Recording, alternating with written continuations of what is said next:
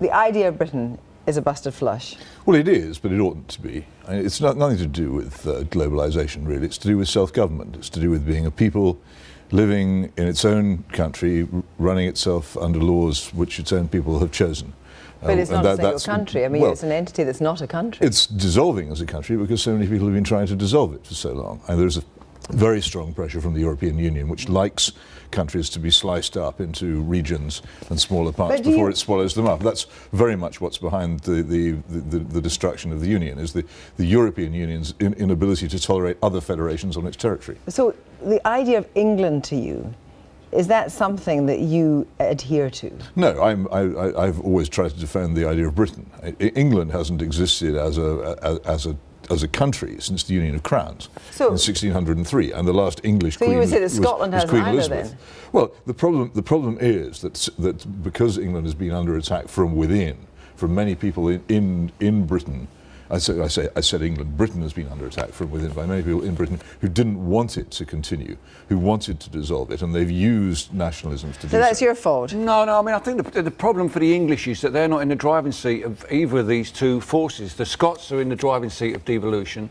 The European Union is in the driving seat of globalisation. So the British state, and that's what it is. England is a country. Britain isn't a country. It doesn't have a football team. Kind of the de facto English National Party I think. What is this little England mean? I think there's a lot of people in England who are puzzled by the fact that for some reason the other nations of the United Kingdom seem to want to tear themselves away and declare loyalty to somebody else.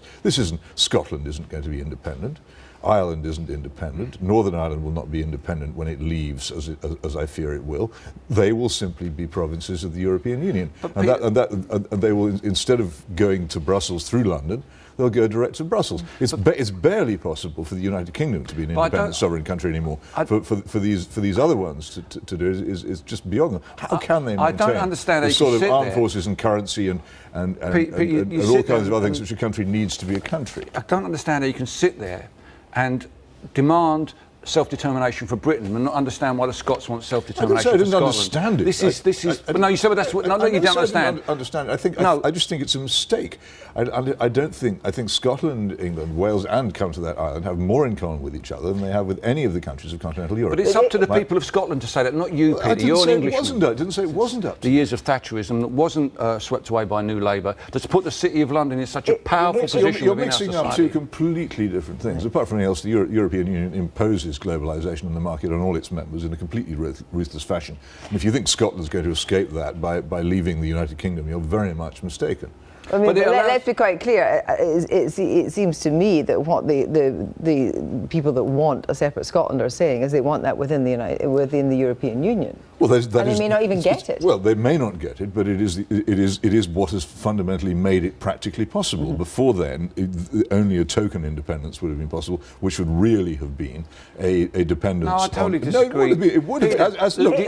The Irish Republic doesn't have a token independence. The Irish Republic has 100% independence, and Scotland is just as viable as the Irish Republic. That's exactly the point I was about to make. The Irish Republic really didn't attain 100% independence until it joined the euro and broke away from currency union with Britain. That was the moment at which it really became seriously independent. In the period before that, it had been largely a token. Is reborn as a different entity. Oh heavens, once that starts, then who knows? I'm Cornish. Hitchens is a Cornish name. I could set myself up. I could buy a large jumper and grow an enormous beard and become a Cornish nationalist, and no doubt subsidies and money would flow towards me. All kinds of things will happen to England once the United Kingdom ceases to exist. But all kinds of nationalisms become possible once Britain ceases to exist, but all of them will ultimately be provinces of the European Union, and therefore not independent at all. It's token stuff. It's like Morris dancing. It's not a real country. But a real country is a people living sovereign on its own territory, making its own laws. That's not what any of these places will be. But is Nigel Farage, do you think, more in touch with England than you are? I don't think he's in touch. He's in touch with a certain type of England. There isn't just one England. A lot of people vote for. Yeah, that's true. But I think the people that were voting for Nigel Farage are the discontents of globalisation. You didn't frankly have the balls to put country before party.